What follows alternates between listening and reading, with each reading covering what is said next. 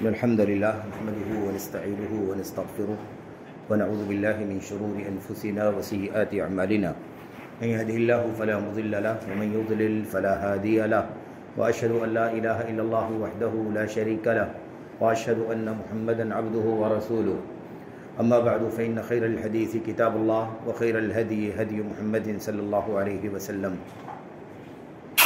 وشر الأمور محدثاتها وكل محدثة بدعة وكل بدعة ضلالة وكل ضلالة في النار. أعوذ بالله من الشيطان الرجيم. بسم الله الرحمن الرحيم. ولقد بعثنا في كل أمة رسولا أن اعبدوا الله واجتنبوا الطاغوت. وقال عز من قائل وما أرسلنا من قبلك من رسول إلا نوحي إليه أنه لا إله إلا أنا فاعبدون. وقال النبي صلى الله عليه وسلم حينما بعث معاذا إلى اليمن قال له عليه الصلاة والسلام إنك تأتي قوما أهل كتاب فليكن أول ما تدعوهم إليه شهادة أن لا إله إلا الله وأني رسول الله إلى آخر الحديث.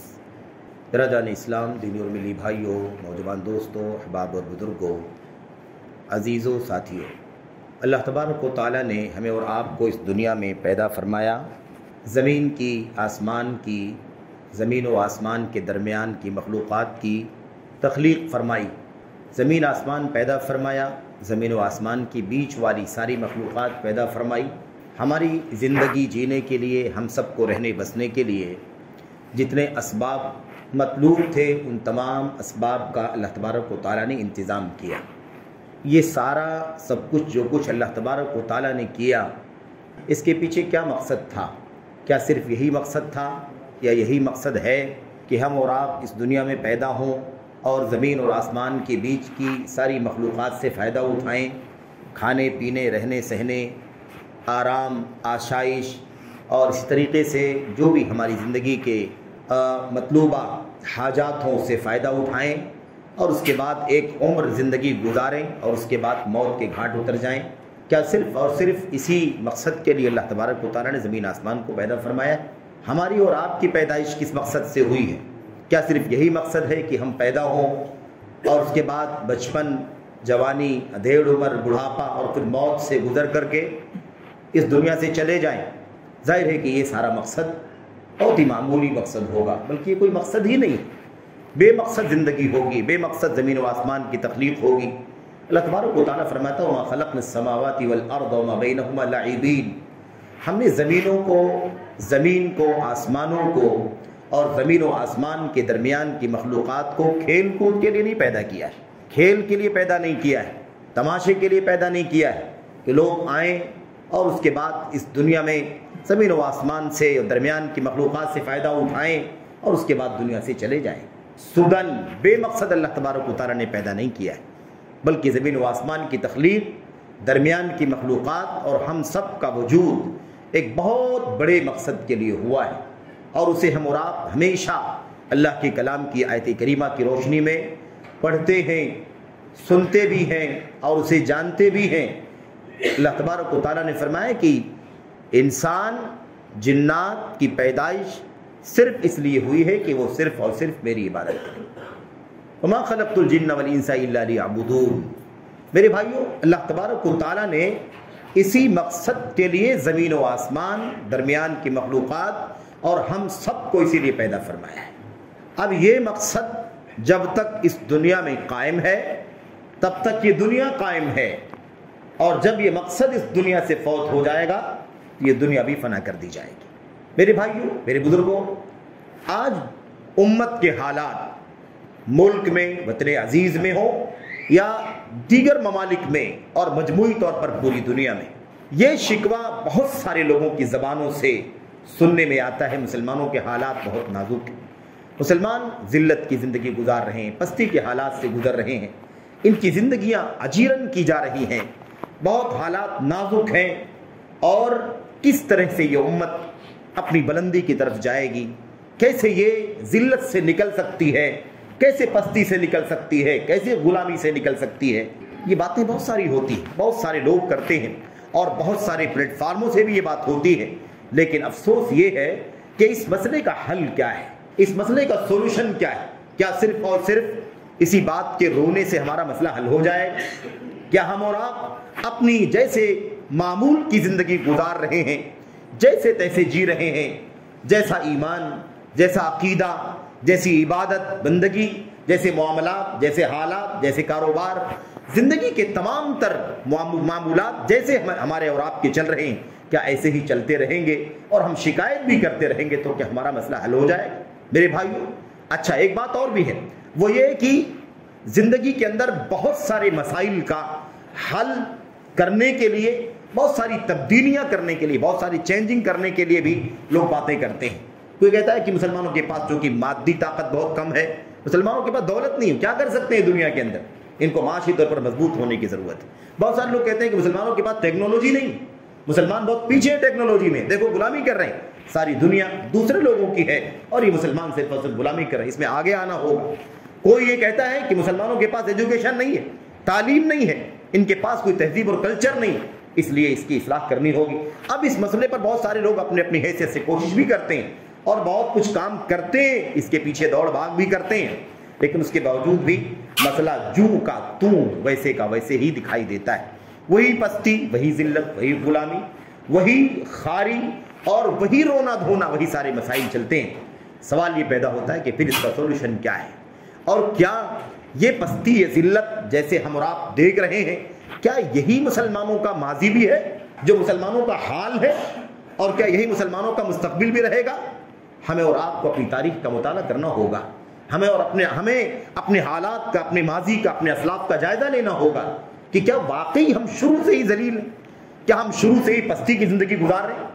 نہیں میرے بھائیوں، اپنے ماضی کا مطالعہ کر کے دیکھو، اپنے اسلاف کا جائزہ لے کر کے دیکھو، اپنے نبی کی سنت کا، آپ کی سیرت کا مطالعہ کر کے دیکھو، اللہ کے نبی محمد رسول اللہ صلی اللہ علیہ وسلم کی نبوت اور رسالت پر یقین کرنے والے، قرآن کریم کے آغوش میں، قرآن کریم کی فضاؤں میں زندگی گزارنے والے، اسے اپنی زندگیوں میں نافذ کرنے والے، ایک اللہ کی خالص بندگی کرنے والے مسلمان جب واقعی دنیا میں تھے تو وہ اس ذلت سے نہیں گزر رہے تھے، بلکہ وہ عظمت سے، شان و شوکت سے، عزت سے، تمکنت سے، غلبے سے زندگی گزار رہے تھے۔ پستی بعد میں آئی ہے، ذلت بعد میں آئی ہے، گراوٹ بعد میں آئی ہے، غلامی کی زنجیریں بعد میں لگی ہیں، ورنہ ہم نے تو توحید کی نعمت کے ذریعے سے اور سنت رسول صلی اللہ علیہ وسلم کی دولت کے ذریعے سے، میرے بھائیوں، میرے بزرگوں، ہم نے بڑوں کے، ہم نے بہت بڑی طاقتوں کے، میرے بھائیوں، مقابلے کیے ہیں تاریخ کے صفحات پر، اس کی میرے بھائیوں شہادتیں موجود ہیں۔ ہماری اور آپ کی ذلت اور پستی پرانی نہیں، پہلے عزت تھی، شان و شوکت تھی۔ جب سے ہم نے وہ راستہ شوکت کا چھوڑا ہے، جب سے وہ راستہ ذلت کا پکڑا ہے، تب سے یہ ذلت ہماری اور آپ کی زندگی کا مقدر بنتی چلی گئی ہے۔ اور یہ بھی یاد رکھنا ہے ہمیں، یہ ذلت اسی وقت ختم ہوگی، یہ پستی اسی وقت جائے گی، یہ گراوٹ اسی وقت ختم ہوگی جب ذلت کا یہ راستہ چھوڑ کر کے صحیح معنوں میں عزت اور شان و شوکت کی زندگی والے راستے پر ہم چلیں گے۔ کیسے شان و شوکت کی زندگی ہم نے گزاری، کیسے عزت اور سطوت کی زندگی گزاری ہے، کیسے بلندی کا میرے بھائیوں ہم نے معیار قائم کیا تھا۔ اسلام اور اسلام کے ماننے والے، میرے بھائیوں، اسلام جب آیا تو اجنبی تھا، اس میں کوئی شک نہیں ہے، اجنبی تھا، کیونکہ اس وقت بھی حالات بہت نازک تھے، کفر کا، شرک کا، بدعقیدگی کا، غیر اللہ کی پرستش کا دورہ تھا، ظلم تھا، زیادتی تھی، انارکی تھی، بغاوت تھی، جور تھا۔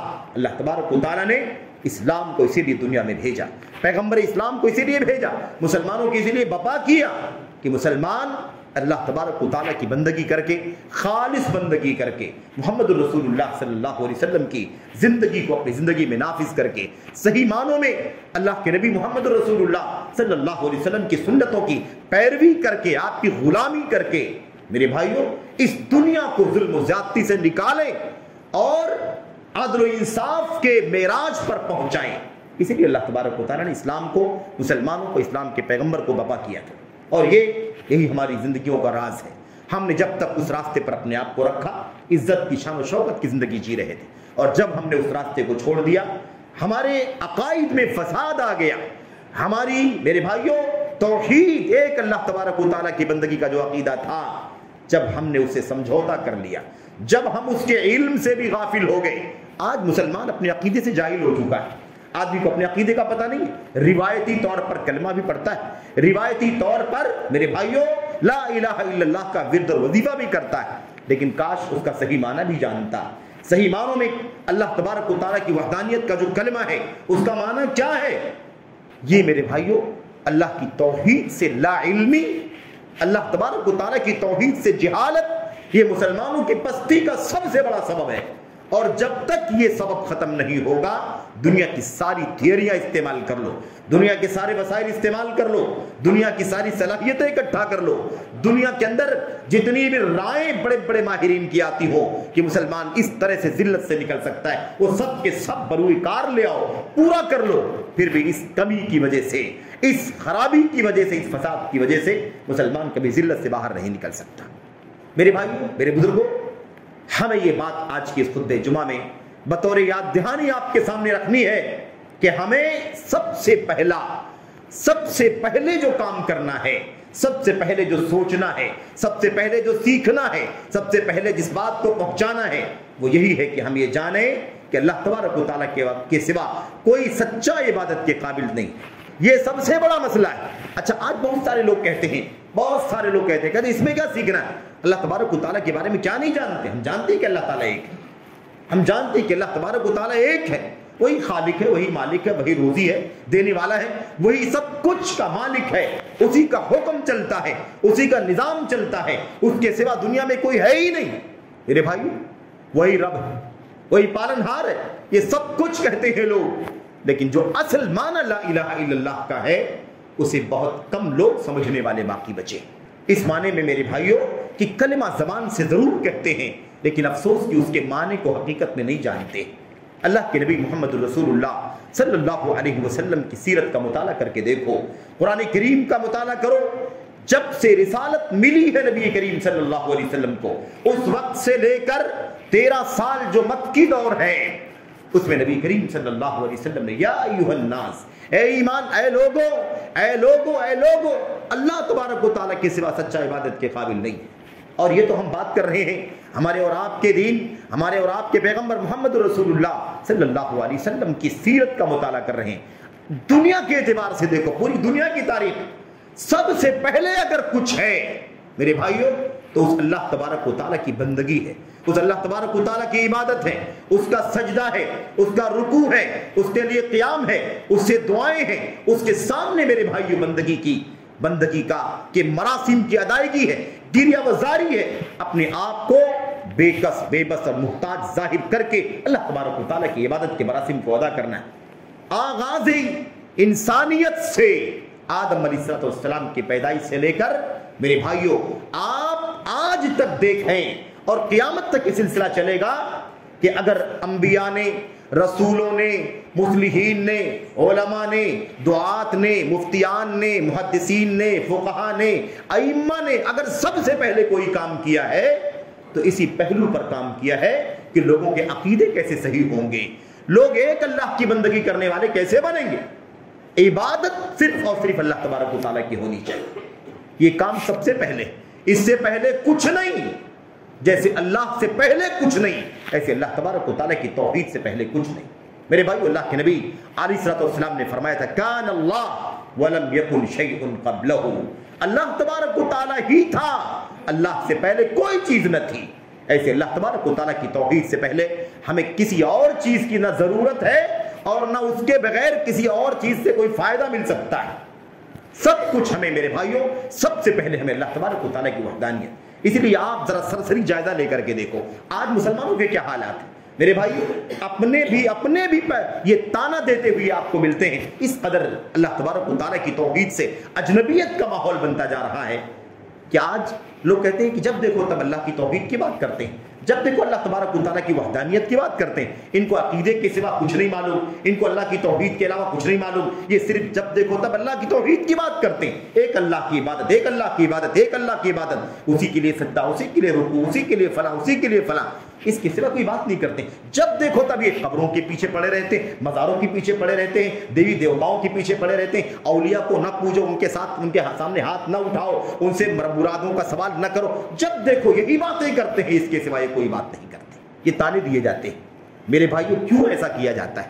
اسی لیے اللہ کی توحید کی بات کی جاتی ہے کہ اللہ کی توحید ہی کی بات اللہ کے سارے انبیاء نے سب سے پہلے کی ہے۔ اس سے پہلے کوئی بات کرنا فائدے مند ہی نہیں ہو سکتا۔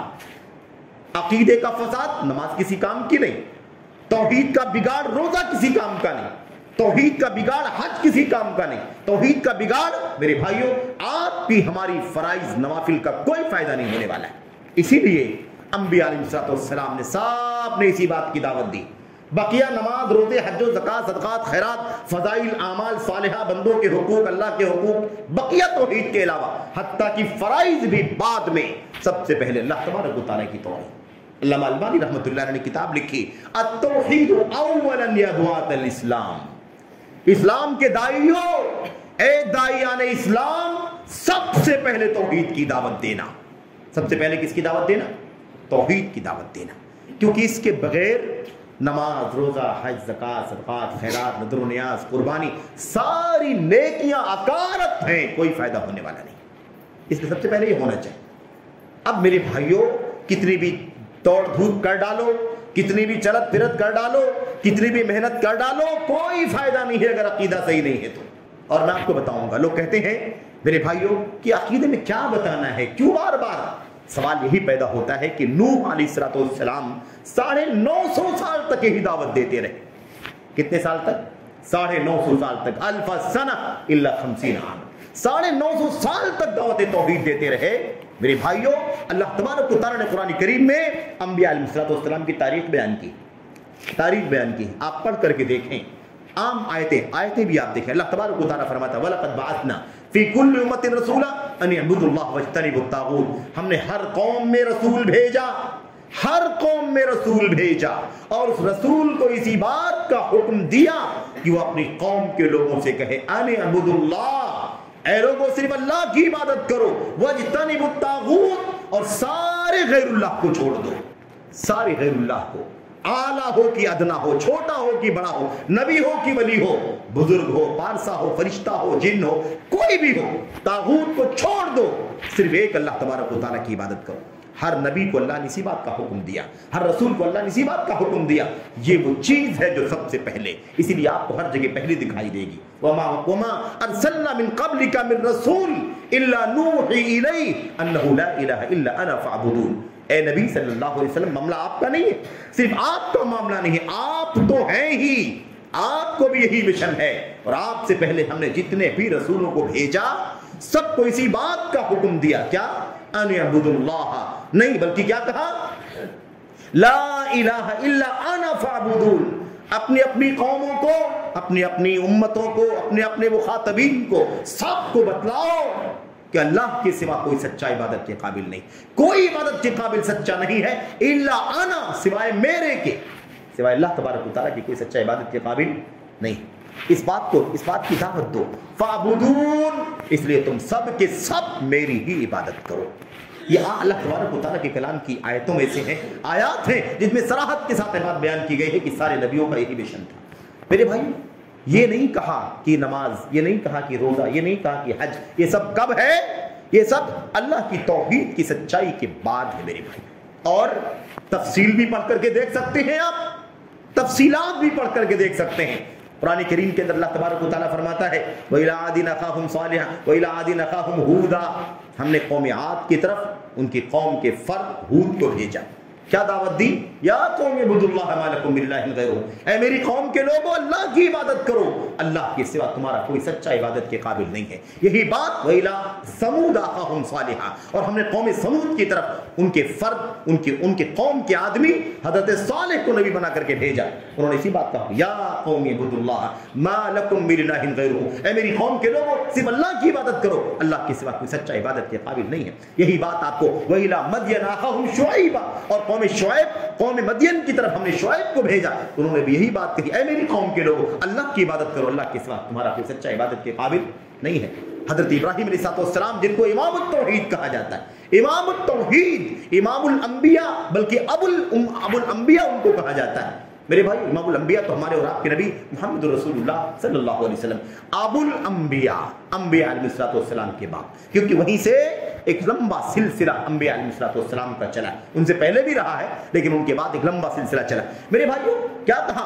وَإِذْ قَالَ إِبْرَاهِيمُ لِأَبِيهِ وَقَوْمِهِ إِنَّنِي بَرَاءٌ مِّمَّا تَعْبُدُونَ إِلَّا الَّذِي فَطَرَنِي۔ اس وقت کو یاد کرو جب ابراہیم علیہ السلام نے اللہ کے خلیل نے اپنے باپ سے بھی یہی بات کہی اور اپنی قوم سے بھی یہی بات کہی، إِنَّنِي بَرَاءٌ مِّمَّا تَعْبُدُونَ، تم جن کی پوجا کرتے ہو میرا ان سے کوئی لینا دینا نہیں، میں بیزار ہوں، برات کا اعلان کرتا ہوں، قطع تعلق کا اعلان کرتا ہوں، میرا کوئی تعلق نہیں ہے ان سے جن کی تم عبادت کرتے ہو۔ کن کی عبادت کرتے تھے؟ زمینی معبودوں کی عبادت بھی کیا کرتے تھے، زمین پہ جن کی پوجا ہوتی، مورتیاں، دیوی دیوتا، بتوں کی مورتیوں کی عبادت کیا کرتے تھے، اور آسمان میں ستاروں کی، سورج کی، اور ایسے ہی میرے بھائیوں چاند کی پوجا کیا کرتے تھے۔ مما تعبدون، جن کی بھی تم عبادت کرتے ہو میں سب سے برات کا اظہار کرتا ہوں، الا الذی فطرنی فانہ سیہدین، سوائے اس اللہ کے جس اللہ نے مجھے پیدا کیا ہے، مجھے وہی ہدایت دے گا، مجھے وہی راستہ دکھائے گا۔ دیکھا آپ نے، سب سے بیزاری، ایک اللہ کی توحید کا اعلان۔ اور میرے بھائیوں حضرت یوسف علیہ السلام جن کو اعطی شطر الحسن، اللہ کے نبی نے فرمایا کہ حضرت یوسف علیہ السلام کو آدھا حسن و جمال عطا کیا گیا تھا۔ میرے بھائیوں حضرت یوسف دیکھیے، سب سے پہلے کون سی دعوت؟ اللہ کی توحید کی دعوت، سب سے پہلے عقیدے کی اصلاح، سب سے پہلے ایک اللہ کی بندگی کا پیغام پہنچنا چاہیے دنیا کو، خالق ماننا، مالک ماننا، رب ماننا، اور یہ ساری چیزیں تو مشرکین مکہ بھی مانتے تھے۔ مشرکین مکہ مانتے تھے کہ اللہ کے سوا کوئی برسانے والا نہیں، اللہ کے سوا کوئی مارنے والا نہیں، اللہ کے سوا کوئی جلانے والا نہیں، اللہ کے سوا کوئی روزی دینے والا نہیں، اللہ کے سوا کوئی آسمان و زمین کا پیدا کرنے والا نہیں ہے۔ لیکن جب سر ٹیکنے کی بات آتی تھی، عبادت کرنے کی بات آتی تھی، تو لات منات اور عزا کے سامنے سر ٹیکا کرتے تھے۔ یہ سب سے بڑا مسئلہ تھا، اسی کے لیے تو جنگیں ہوئی۔ میرے بھائیوں اللہ کے نبی محمد رسول اللہ صلی اللہ علیہ وسلم کی سیرت کا مطالعہ کرنے سے بہت ساری باتیں معلوم پڑتی ہیں۔ بہرحال میں عرض کر رہا تھا کہ حضرت یوسف علیہ السلام نے دیکھو توحید سب سے پہلے، توحید سب سے پہلے، اس کی مثال ایک یہاں بھی دیکھو، سارے انبیاء نے کس بات کی دعوت دی ہے؟ سب سے پہلے اللہ کی توحید کی دعوت، اللہ کی عبادت کرو، اللہ کی عبادت کرو، اللہ کی عبادت کرو، اللہ ہی کی عبادت ہونی چاہیے۔ حضرت یوسف جیل کا واقعہ سب جانتے ہیں، قید میں ڈال دیے گئے، دو ساتھی اور جیل میں ڈالے گئے، اپنے اپنے جرائم کی وجہ سے ساتھیوں سے ایک ملاقات ہوئی تو ان لوگوں نے کہا یا صاحب السجن ارباب متفرقون خیر ام اللہ الواحد القہار۔ ملاقات ہو گئی، جیل کے اندر ملاقات ہو گئی، نہ نماز نہ روزہ نہ حج، کوئی اور مسئلہ نہیں۔ سب سے پہلے کس بات کی دعوت؟ اے میرے ساتھیوں، اے میرے جیل کے ساتھیوں، بھلا سوچو بتاؤ، ارباب متفرقون خیر، کیا بہت سارے بکھرے ہوئے معبودان، بکھرے ہوئے رب، کیا یہ بہتر ہے؟ ام اللہ الواحد القہار، یا ایک اللہ واحد بہتر ہے جو سب پر غالب ہے، سب کا خالق ہے، سب کا پیدا کرنے والا، سب کا پالنہار ہے۔ دیکھا آپ نے، جیل میں ہے حضرت یوسف، لیکن توحید سب سے پہلے، سب سے پہلے دعوت کا جو موقع ملا، چند منٹ بات کرنے کا کوئی چانس ہاتھ میں آیا تو یوسف علیہ السلام نے کوئی اور بات نہیں، کوئی اعمال بھی نہیں، فضائل بھی نہیں، بات کس کی؟ اللہ تبارک و تعالیٰ کی سچی توحید کی بات کی میرے بھائیوں۔ اور یہی پیغام ہمارے اور آپ کے نبی محمد رسول اللہ صلی اللہ علیہ وسلم نے بھی دیا، جگہ جگہ جگہ جگہ جگہ جگہ آپ دیکھو، آپ کو یہی دکھائی دے گا۔ اللہ کے نبی محمد رسول اللہ صلی اللہ علیہ وسلم نے حضرت معاذ کو یمن بھیجا، حضرت ابو موسیٰ اشعری کو یمن بھیجا، ان دونوں کو بھیجا۔ اس وقت اللہ کے نبی نے کیا فرمایا تھا؟ یاد رکھو تم لوگ ایسی قوم کے پاس جا رہے ہو جو یہودی عیسائی، اہل کتاب کے پاس تمہارا جانا ہو رہا ہے، اہل کتاب کے پاس جا رہے ہو، سب سے پہلے تم کس بات کی دعوت دو گے؟ شہادت اللہ الہ الا اللہ، اول ما تدعوہم الیہ، سب سے پہلی دعوت تمہاری کیا ہونی چاہیے؟ کہ اللہ تبارک و تعالیٰ کے سوا کوئی معبود برحق نہیں ہے، کوئی سچا معبود نہیں ہے، کوئی حقیقی معبود نہیں اللہ تبارک و تعالیٰ کے سوا، اس لیے تمہیں چاہیے کہ تم صرف اور صرف اللہ تبارک و تعالیٰ کی عبادت کرو۔ میرے بھائیوں تعالوا الی کلمۃ سواء بیننا وبینکم اللہ نعبد الا اللہ، یہی پیغام قرآن کریم کا۔ تو سب سے پہلے اللہ کی توحید۔ اب مسئلہ کیا ہے میرے بھائیو؟ مسئلہ یہ ہے، آپ سوچتے ہوں گے کہ کیا واقعی عقیدے توحید میں یا مسلمانوں کے یہاں بگاڑ موجود ہے؟ میرے بھائیو بگاڑ تو کئی طرح کے موجود ہیں.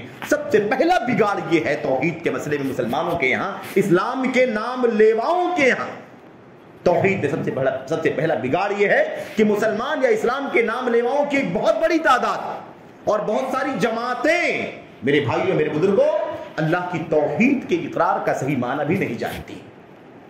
الجہل بالتوحید جہالت ہے, لا علمی ہے توحید کے مسئلے میں. کیسے؟ آپ کو دو چار پہلو آپ کو بتاتا ہوں. ہم مسلمانوں کے ماحول میں غور کر کے دیکھیں میرے بھائیوں, یہ قبروں پر مزاروں پر جو سجدے کر رہے ہیں نا, جو چادریں چڑھا رہے ہیں, جنہوں نے قبروں کو مزاروں کو مشاہد کو مزارات کو آباد کر رکھا ہے, یہ اپنی زبان سے سب کے سب کلمہ پڑھنے والے ہیں کہ نہیں ہیں؟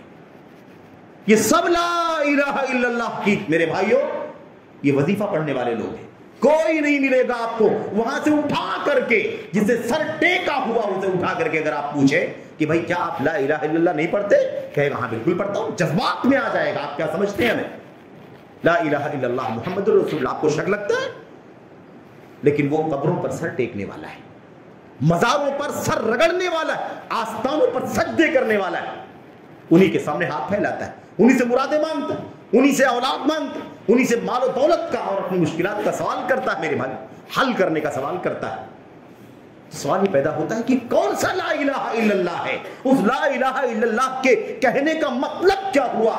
اگر یہ سر عبادات کے لیے اللہ تبارک و تعالیٰ کے سامنے جھکنے کے علاوہ اللہ تبارک و تعالیٰ کے بندوں کے سامنے جھکتا ہے, یا اللہ کے سامنے جھکنے کے ساتھ ساتھ اللہ کی مخلوقات کے سامنے بھی جھکتا ہے, تو لا الہ الا اللہ کا معنی کیا ہوا؟ قرآن کریم میں اللہ تبارک و تعالیٰ فرماتا ہے لا اکراہ فی الدین قد تبین الرشد من الغی فمن یکفر بالطاغوت ویؤمن باللہ فقد استمسک بالعروۃ الوثقی. طاغوت کا جو کفر کرے اور اللہ تبارک و تعالیٰ پر تنہا ایمان رکھے, اس نے ایمان کا مضبوط کڑا اپنے ہاتھ میں لے لیا.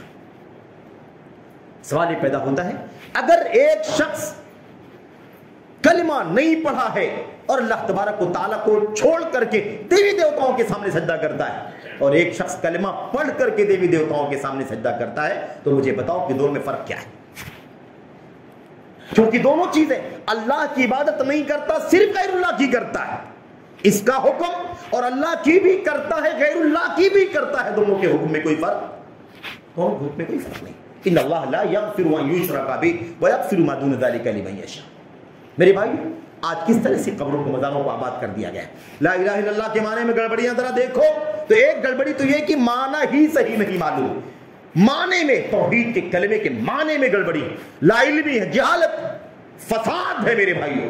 اور اس کے بعد جب فساد والا کلمہ اپنے پاس موجود ہے تو اگر اس کی دعوت دے تب بھی فساد ہی پھیلے گا, اور ایسے بھی عقیدے کے معاملے میں توحید کی دعوت کے معاملے میں کوئی توجہ عام طور پر مسلم جماعتوں کے یہاں عام طور پر نہیں پائی جاتی. تو دو باتیں, یا تو غلط توحید کا معنی اور یا پھر دعوت کی کوئی عقیدے توحید کے نشر و اشاعت کی کوئی پرواہ نہیں. لا الہ الا اللہ کا معنی میرے بھائیو اللہ کے سوا کوئی سچا معبود نہیں ہے. لا معبود بحق الا اللہ, لا معبود بحق الا اللہ. اللہ تبارک و تعالیٰ کے سوا کوئی حقیقی معبود نہیں. اگر کوئی یہ کہتا ہے کہ اللہ کے سوا کوئی معبود ہے ہی نہیں تو یہ بھی صحیح نہیں, کیونکہ نہ جانے کتنے معبود دنیا کے اندر پوجے جا رہے ہیں. لیکن مسئلہ یہ ہے صرف کہ وہ حق نہیں ہے, ناحق ہیں. حق معبود صرف اور صرف اللہ تبارک و تعالیٰ. ایک طبقہ مسلمانوں کو یہ کہتا ہے کہ لا الہ الا اللہ کا معنی یہ ہے لا موجود الا اللہ. لا الہ الا اللہ کا معنی کیا لیتا ہے؟ لا موجود الا اللہ, اللہ کے سوا کوئی موجود نہیں ہے. یہ وحدت الوجود والے, وحدت الشہود والے صوفیہ حضرات, صوفیوں کے یہاں یہ عقیدہ موجود ہے لا موجود الا اللہ, اللہ کے سوا کوئی موجود نہیں. تو لا الہ کا معنی کیا لیا؟ الہ کا معنی لے لیا موجود کا, جبکہ الہ کے معنی معلوم کے ہوتے ہیں, معبود کے ہوتے ہیں میرے بھائیوں. اور قرآن کریم بتلاتا ہے فماذا بعد الحق الا الضلال, اللہ کے سوا میرے بھائیوں حق کے سوا پھر گمراہی کے سوا کچھ باقی نہیں بچتا. تو معبود بحق, حقیقی معبود اللہ تبارک و تعالیٰ کے سوا کوئی نہیں. آج معنی یہ لے لیا گیا, ایک طبقہ مسلمان اپنے آپ کو مسلمان کہلانے والا میرے بھائیوں, اسلام سے نسبت رکھنے والا ایک طبقہ کیا کہتا ہے؟ لا الہ الا اللہ کا معنی کیا ہے؟ لا موجود الا اللہ. اس لیے وہ کہتا ہے کہ اللہ کے سوا دنیا میں کوئی موجود نہیں. اس لیے دنیا میں جو کچھ دکھائی دیتا ہے، جاندار ہو بے جان ہو، چرند ہو پرند ہو، حیوانات ہو، نباتات ہو، جمادات ہو، سب کے سب اللہ تبارک و تعالیٰ کے سوا کچھ نہیں۔ ہم سب کون ہیں؟ ہم سب کو بھی وہ اللہ سمجھتے ہیں، کیونکہ ان کا عقیدہ ہے کہ دنیا میں اللہ کے سوا کوئی موجود نہیں۔ میرے بھائیو، یہ عقیدہ کتنا خطرناک عقیدہ ہے، دنیا کا بدترین شرک، دنیا کا بدترین عقیدہ، اتنا بڑا شرک تو کفار مکہ نے، مشرکین مکہ نے بھی نہیں کیا تھا۔ ذرے ذرے میں اللہ، ذرے ذرے کو اللہ، ذرے ذرے کو اللہ، یہ عقیدہ۔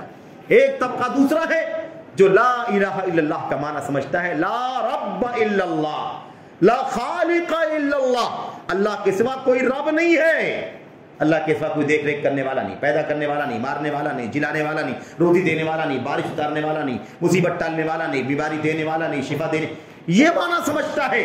لا الہ کا معنی لا رب الا اللہ، بھئی رب کا معنی کہ اللہ کے سوا کوئی رب نہیں۔ اس کا اعتراف تو مشرکین بھی کرتے تھے، اس کا اعتراف تو کفار بھی کیا کرتے تھے۔ وَلَئِن سَأَلْتَهُم مَّنْ خَلَقَ السَّمَاوَاتِ وَالْأَرْضَ لَيَقُولُنَّ اللَّهُ، اگر آپ ان سے پوچھیں کہ زمین و آسمان کو کس نے پیدا کیا ہے تو یہ مشرکین مکہ بھی یہی جواب دیں گے کہ اللہ کے سوا کسی نے پیدا نہیں کیا۔ تو مشرکین مکہ بھی مانتے تھے، تو ہمارے اس ماننے کا کیا فائدہ ہے میرے بھائیو؟ تو ایک طبقہ ایسا بھی ہے جو سمجھتا ہے کہ یہی سب کچھ، اس لیے ان کی دعوتوں میں اللہ تعالیٰ کا جو نام لیا جائے گا وہ خالقیت بیان کریں گے، رازقیت بیان کریں گے، ربوبیت بیان کریں گے۔ اللہ تبارک و تعالیٰ کی عبادت خالص ہونی چاہیے، اس کا تذکرہ آپ کو نہیں ملے گا۔ ایک طبقہ اور بھی ہے مسلمانوں میں، اسلام سے نسبت رکھنے والوں میں سے میرے بھائیوں، جو یہ سمجھتا ہے کہ لا الہ الا اللہ کا معنی ہے لا حاکم الا اللہ، اللہ کے سوا کوئی حاکم نہیں ہے، ان الحکم الا للہ، اللہ کے سوا کوئی حکم نہیں۔ میرے بھائی، میرے بزرگوں، یہ عقیدہ اس وقت جب حضرت علی کے خلاف بغاوت کیا تھا رافضیوں نے، خارجیوں نے، میرے بھائیوں، تب یہ بات تو لوگوں نے کہی تھی، کیا کہی تھی؟ ان الحکم الا للہ، اللہ کے سوا کسی کا فیصلہ ہے ہی نہیں، آپ نے کیسے دوسروں کو فیصلہ کرنے کے لیے کہہ دیا؟ اسی لیے بغاوت کیا، اور ساری تفصیلات آپ کے سامنے۔ میرے بھائیوں، اب یہ ایک طبقہ آج بھی یہ مسئلہ لے کر کے چلتا ہے کہ سب کچھ کیا ہے؟ دین کا خلاصہ حکومت قائم کرنا، دین کا خلاصہ سلطنت، اقتدار، اختیار، اس کے سوا کوئی معنی سمجھتا ہی نہیں ہے دین کا۔ سارے نعرے لگاتا ہے دین قائم کرو، حکومت، دین قائم کرو، دین قائم کرو، لیکن دین قائم کرنے کا مطلب حکومت قائم کرنا سمجھتا ہے۔ حکومت قائم کرو، طاقت میں آ جاؤ، پاور میں آ جاؤ، کرسی مل جائے، اقتدار مل جائے، یہ معنی سمجھتا ہے لا الہ الا اللہ کا۔ یہی وجہ ہے کہ ان کے ہاں ایک اللہ کی عبادت ہونی چاہیے، کسی اور کی عبادت نہیں ہونی چاہیے، اس کی ایک بھی دعوت ان کے یہاں نہیں پائی جاتی۔ میرے بھائی، ہمارے ملک میں، ہمارے وطن میں بڑی تعداد ایسے لوگوں کی پائی جاتی ہے، ایک اچھی خاصی تعداد پائی جاتی ہے جو دین قائم کرو، حکومت الہیہ قائم کرو کی بات کرتے ہیں۔ ان کو اتنا بھی شعور نہیں ہے کہ انبیاء علیہ السلام نے لا الہ الا اللہ کا معنی کیا سمجھا تھا۔ اگر حکومت قائم کرنا ہوتا تو مشرکین مکہ نے نبی کریم صلی اللہ علیہ وسلم کو حکومت دینے کا آفر کر دیا تھا، کیا تھا کہ نہیں کیا تھا؟ کہا تھا ہمارے معبودوں کی برائی مت کرو، شرک کی مذمت مت کرو، حکومت چاہیے تو ہم آپ کو اپنا بادشاہ بنانے کے لیے تیار ہیں، آپ کو سردار بنانے کے لیے تیار ہیں، آپ کو دولت دینے کے لیے تیار ہے، آپ کو پاور دینے کے لیے تیار ہے، آپ کو عرب کی خوبصورت ترین لڑکی سے نکاح کرنے کے لیے بھی تیار ہیں، بس آپ اس شرک کی مذمت مت کرو، ہمارے باپ دادا کا دین ہے۔ لیکن اللہ کے نبی نے فرمایا کہ یہ مشن ہے جس کے لیے مجھے بھیجا گیا ہے، امرت ان، اللہ اکبر، ان اقاتل الناس حتی یشہدوا ان لا الہ الا اللہ، مجھے بھیجا ہی اسی لیے گیا ہے، لڑوں لڑوں لڑوں جب تک یہ ایک اللہ تبارک و تعالیٰ کی بندگی نہ ہونے لگے۔ میرے بھائیو، تو توحید سب سے پہلے، یہ نماز، یہ روزے، یہ حج و زکوٰۃ، صدقات، خیرات، یہ سب کے سب بعد میں۔ اچھا کیوں ایسا ہے؟ ایک بات تو یہ ہے کہ اللہ نے دنیا بنائی اسی لیے ہے کہ اس دنیا میں، دھرتی میں، آسمان تلے، زمین کے اوپر کس کی بندگی ہو؟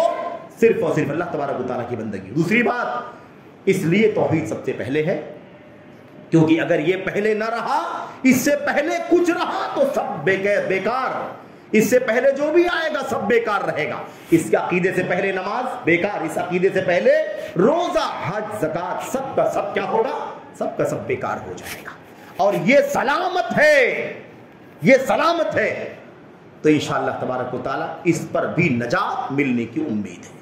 یہ اللہ کے نبی علیہ السلام کی حدیثوں میں میرے بھائیو اللہ کے نبی علیہ السلام نے فرمایا تھا، آپ نے فرمایا تھا، حدیث قدسی میں اللہ تبارک و تعالیٰ فرماتا ہے اگر ساری زمین بھر کر کے کوئی گناہ لے کر کے آئے، اے آدم کی اولاد اگر تو یہ زمین بھر کے گناہ لے کر کے میرے پاس آئے، ایک شرط کے ساتھ کہ تو نے میری توحید میں کوئی کمی نہ رکھی ہو، میری خالص بندگی کرتا رہا ہو، میرے ساتھ کسی کو عبادت میں شریک نہ کرتا رہا ہو، تو وعدہ ہے تیرے لیے کہ میں جتنا تو گناہ بھر کے لے کے آئے گا زمین بھر، ایسے میں تیری توحید کی سلامتی کی وجہ سے، تیری ایمان کی، تیرے عقیدے کی، تیری خالص بندگی کی وجہ سے روئے زمین بھر کی مغفرت لے کر کے آؤں گا۔ میرے بھائیو تو اللہ تبارک و تعالیٰ کی توحید سب سے پہلے، بقیہ سب بعد میں۔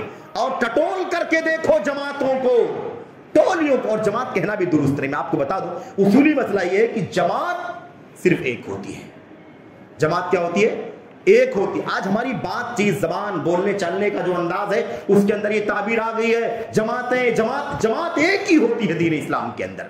دین اسلام میں ایک ہی جماعت ہے۔ جماعت کسے کہتے ہیں؟ جو اللہ کی توحید پر، نبی کی سنت پر جمے ہوئے ہو، جو اللہ کی توحید پر، عبادت پر، بندگی پر، اللہ کے نبی کی سچی سنت پر ڈٹے ہوئے ہوں، جمے ہوئے ہوں، اس کے سوا نہ کسی غیر کی عبادت کرتے ہو، نہ کسی غیر کو قابل اتباع سمجھتے ہو، جو اس پر ڈٹے ہوئے ہو، اسی کو جماعت کہا جاتا ہے۔ اس پر جو نہیں ہے وہ جماعت کہے جانے کا حقدار نہیں، وہ فرقہ ہے، وہ ٹولی ہے، وہ گروہ ہے، وہ دھڑا ہے، وہ حزب ہے، وہ پارٹی ہے۔ اللہ تبارک و تعالیٰ کے دین کے اندر اس کو جماعت نہیں کہا جا سکتا، کیونکہ جماعت ایک ہے۔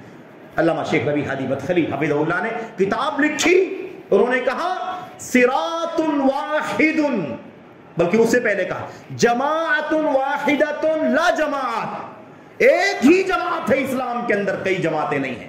وصراط واحد لا عشرات، اور ایک ہی صراط مستقیم ہے، 10 راستے نہیں ہیں دین اسلام کے اندر۔ اس لیے یہ پیغام لے جاؤ، یہ پیغام پلے باندھو کہ دنیا میں صرف اور صرف ایک ہی کو حق ہے کہ وہ جماعت کہلائے، جو اللہ کی کتاب پر، نبی کی سنت پر، خالص اللہ کی توحید پر، نبی کی خالص اتباع پر قائم رہے، نہ کسی کو عبادت میں ساجیدار بنائے، نہ اللہ کے نبی کے اطاعت میں کسی کو حصے دار بنائے، اعلیٰ ہو کہ ادنا ہو، امام ہو کہ چھوٹا ہو، کوئی بھی ہو۔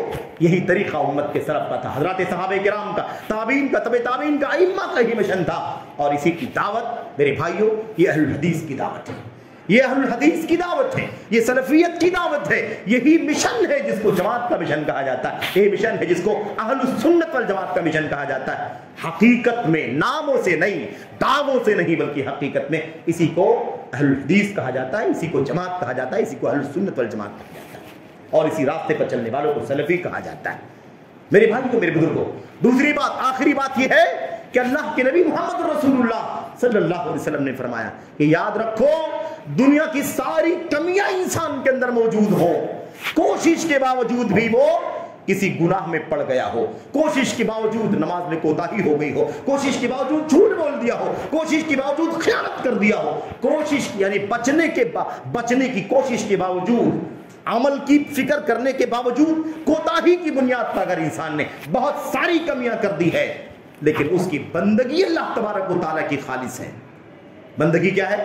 خالص ہے، تو انشاءاللہ تبارک و تعالیٰ یہ خالص توحید کا عقیدہ اسے جنت میں لے کر کے جائے گا۔ من قال لا الہ الا اللہ ينفعه فی یوم من الدہر، اللہ کے نبی علیہ السلام نے فرمایا، علامہ البانی نے روایت کو صحیح قرار دیا، کہا جس نے لا الہ الا اللہ صحیح معنوں میں کہا ہے، صحیح معنوں میں اس کا معنی سمجھا ہے، صحیح طور پر اس پر عمل کیا ہے، اس کا معنی عبادت سمجھا ہے، عبادت ربوبیت کے ساتھ، اسماء و صفات کے ساتھ ساتھ سب سے پہلے کیا چاہیے؟ بندگی، عبادت کا کام صرف اللہ تبارک و تعالیٰ کے لیے ہوگا، صرف حکومت نہیں، حکومت کا معنی نہیں لیا، موجود کا معنی نہیں لیا، خالقیت کا معنی نہیں لیا، ربوبیت کا معنی نہیں لیا، بلکہ اللہ تبارک و تعالیٰ کی توحید کا جو معنی کتاب و سنت کے اس کے مطابق زندگی گزارا، تو یہ خالص توحید کا عقیدہ اسے کچھ بھی ہو جائے ایک نہ ایک دن ضرور نفع پہنچائے گا، وہ کتنا بھی آگ میں جلے لیکن ایک دن اللہ تبارک و تعالیٰ اسے ضرور نجات عطا فرمائے گا۔ یہ اللہ تبارک و تعالیٰ کی توحید کا نتیجہ ہے۔ میرے بھائی، حدیث البطاقہ سب لوگ جانتے ہیں نا، وہ کارڈ والی حدیث، کارڈ والی حدیث، ایک شخص کے گناہوں کے دفتر 99 ہوں گے، 99 رجسٹر ہوں گے گناہوں کے، اور جہاں تک نظر جائے گی کالے کالے گناہوں کا سلسلہ دکھائی دے گا۔ اللہ تبارک و تعالیٰ اس سے محاسبہ کرے گا، مایوس ہو جائے گا، حیران پریشان ہوگا، ڈرے گا، اے اللہ اتنے سارے گناہ، کیا تیرے پاس کوئی نیکی ہے؟ ہاں اے اللہ میرے پاس نیکی کہاں، اتنی ساری گناہوں کی تفصیلات سلسلہ تیرے سامنے ہے، اگر کوئی نیکی مل بھی جائے تو اتنے سارے گناہوں کے مقابلے میں نیکی کیا کام آئے گی؟ اللہ اکبر۔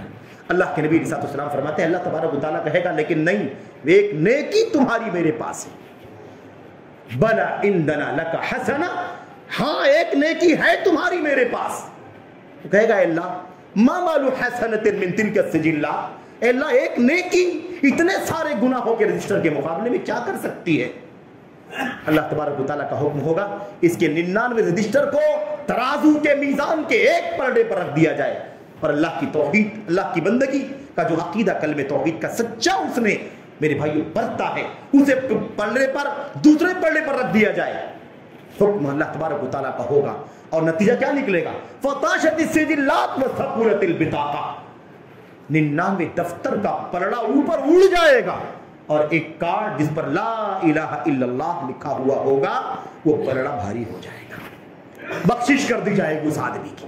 میرے بھائیوں لیکن صرف اور صرف لا الہ الا اللہ کا وظیفہ کام نہیں آئے گا، اس کا صحیح معنی لا معبود بحق الا اللہ، اللہ کے سوا کوئی سچا عبادت کے قابل نہیں ہے، یہ سر کہیں نہیں جھک سکتا سوائے اللہ تبارک و تعالیٰ کے در کے، کوئی بڑا ہو چھوٹا ہو اس سے قطع نظر۔ میرے بھائیوں آخری بات، حضرت حسن بصری سے کسی نے کہا امام حسن بصری وقت کے امام تھے تابعین کے دور میں، حسن بصری سے کسی نے کہا، اللہ اکبر، بڑی عجیب و غریب بات ہے، کیا اللہ تبارک و تعالیٰ نے نہیں، کیا اللہ کے نبی علیہ السلام نے نہیں فرمایا ہے من قال لا الہ الا اللہ دخل الجنہ؟ کیا اللہ تبارک و تعالیٰ نے نہیں کہا ہے کہ جس نے لا الہ الا اللہ کہہ دیا وہ جنت میں جائے گا؟ حسن بصری سے سوال کیا گیا کہ لا الہ الا اللہ جس نے کہا وہ جنت میں جائے گا، تو آپ کیا کہنا چاہتے ہیں؟ اللہ اکبر، کہا نہیں، اس کا معنی سمجھو، اپنی مرضی کے مطابق جیسے کہتے رہو کرتے رہو، نہیں، من قال لا الہ الا اللہ وَأَدَّى حُقُوقَهَا وَفَرَائِضَهَا دَخَلَ الْجَنَّةَ، جس نے لا الہ الا اللہ کہا اور اس کے حقوق کو ادا کیا، اس کے فرائض کو ادا کیا گیا، وہ جنت میں جائے گا۔ ورنہ ہر آدمی کہہ رہا ہے، کوئی بھی کہہ سکتا ہے، کوئی بھی کہہ لے تو کیا جنت میں چلا جائے گا؟ نہیں، اللہ تبارک و تعالیٰ کی توحید کا جو تقاضا ہے اسے پورا ہونا ضروری ہے۔ ایسے حضرت وہب بن قتیبہ سے کسی نے کہا، آخری بات، حضرت وہب بن قتیبہ تابعی ہے، ان سے کسی نے کہا، اللہ تبارک و تعالیٰ نے اللہ کے نبی علیہ السلام کی زبان سے امت کو یہ پیغام پہنچایا ہے کہ لا الہ الا اللہ مفتاح الجنہ، لا الہ الا اللہ جنت کی کنجی ہے، تو لا الہ الا اللہ کہہ رہے ہیں لوگ تو جنت میں جائیں گے کہ نہیں جائیں گے؟ وہب بن قتیبہ نے کہا اللہ کی قسم، جتنے لوگ کہتے ہیں کہ لا الہ الا اللہ جنت کی کنجی ہے، وہ یہ بھی جانتے ہوں گے کہ کوئی کنجی ایسی نہیں ہوتی جس کے اندر دندانے نہ ہو، دانت نہ ہو اس کے اندر، بغیر دانتوں والی کنجی سے کوئی تالا نہیں کھلتا۔ اگر آپ کی کنجی میں دندانے ہوں گے فتح لک والا لم یفتح، اگر دندانوں والی کنجی ہوگی تب تو جنت کا دروازہ کھلے گا ورنہ نہیں کھلے گا۔ میرے بھائی اس لیے جیسے تیسے لا الہ الا اللہ بولتے رہو، قبروں کا درشن کرتے رہو، بزرگوں کے صالحین کے قبروں پر سر ٹیکتے رہو۔ میرے بھائیو یہ عقیدہ کسی کو کام میں نہیں آنے والا ہے، اور مسلم جماعتوں کو جائزہ لے کر کے دیکھ لو، دنیا میں واحد جماعت ہے جماعت توحید، جماعت اہل حدیث، جو اللہ کے فضل و کرم سے اللہ کی خالص توحید کی قدم قدم دعوت دیتی ہے۔ ہر مجلس، ہر درس، ہر جلسہ، ہر اسٹیج، ہر ممبر سے اللہ کی توحید خالص کی دعوت دی جاتی ہے۔ کتابیں، تحریریں، تقریریں، دروس، محاضرات، لیکچرز الحمدللہ بھرے پڑے، ہم جائز نہیں سمجھتے تقریباً کہ کوئی مجلس ہماری اللہ کی خالص توحید کی دعوت کے بغیر ہو، اس لیے کہ یہی سب سے پہلے، تو سب سے پہلے توحید، نہ تو حکومت، نہ فضائل، نہ اعمال، نہ نیکیاں، سب بعد میں، سب سے پہلے اللہ تبارک و تعالیٰ کی توحید، کیونکہ اس کے بغیر سب بیکار ہے۔ وَقَدِمْنَا إِلَى مَا عَمِلُوا مِنْ عَمَلٍ فَجَعَلْنَاهُ هَبَاءً مَنْثُورًا، ہم جن کا عقیدہ صحیح نہیں، جن کے پاس توحید خالص نہیں ہے، ہم پلٹیں گے، ان کے سارے اعمال کو ملیامیٹ کر دیں گے، ساری نیکیاں اکارت ہو جائیں گی، سارے اعمال صالحہ، تہجد، میرے بھائیوں، انبار فرائض کا، نوافل کا، سب اللہ تبارک و تعالیٰ دھول کے ذرات کی طرح بنا دے گا۔ اس لیے اللہ کی توفیق، ورنہ چاہو دیکھو آپ کو دعوے بہت ملیں گے، لیکن سارے لٹریچر میں، سارے کتابوں میں مصنفین، باحثین اور آتھرز کی لائن ہے، لیکن آپ کو سارے لٹریچر ملیں گے، آپ کو توحید خالص کا کوئی لٹریچر نہیں ملے گا۔ توحید خالص، اللہ کی توحید کی سچی دعوت آپ کو کہیں نہیں ملے گی، کوئی کتاب نظر نہیں آئے گی۔ آج کوئی ریئیکشن میں میڈیا پر بہت ساری باتیں ہو رہی ہیں، اس لیے ریئیکشن میں کوئی کتاب التوحید لا کر کے داخل کر رہا ہے، کوئی تقویۃ الایمان لا کے داخل کر رہا ہے، کوئی اور کتاب پمفلٹ، چھوٹی بڑی کتابیں لا کے اپنے سلیبس میں ظاہر کر رہے ہیں تاکہ یہ ثابت ہو کہ نہیں ہم بھی عقیدہ پڑھتے ہیں۔ میرے بھائی، ان کو دکھانے کے لیے، حالات میں اور ماحول میں اپنے آپ کو ثابت کرنے کے لیے کہ ہم بھی عقیدہ پڑھتے ہیں، اس عقیدے سے کوئی فائدہ ہونے والا ہے میرے بھائی؟